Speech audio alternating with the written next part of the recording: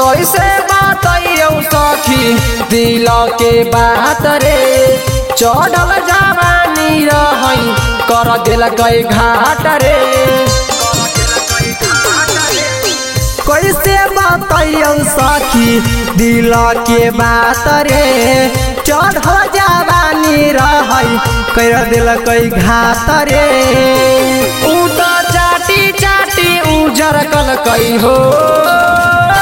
सैया तकिया लगाई के सपोर्ट पलंगे पर मारई रोजे चोट सैया तकिया लगाई के सपोर्ट पलंगे पर मारई रोजे चोट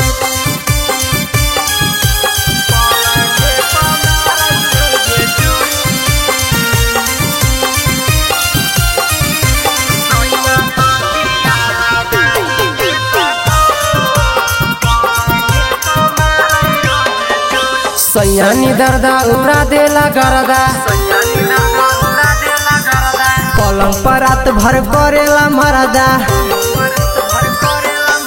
सैयानी दर्दा उड़ा देला गरदा पलंग पर रात भर करेला मरदा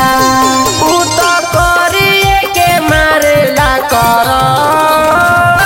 सैया तकिया लगाई के सपोर्ट पलंगे पर मारई रोजे चोट सैया तकिया लगाई के सपोर्ट पलंगे पर मारई रोजे चोट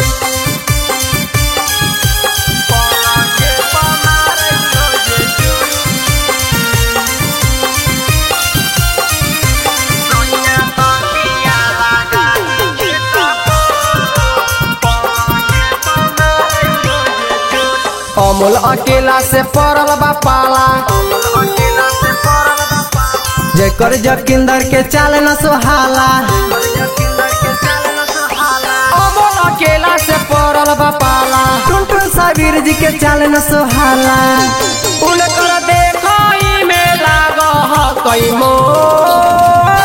सैया तकिया लगाई के सपोर्ट पलंगे पर मारई रोजे चोट सैया तकिया लगाई के सपोर्ट पलंगे पर मारई रोजे चोट। Recording studio Minapur Muzaffarpur.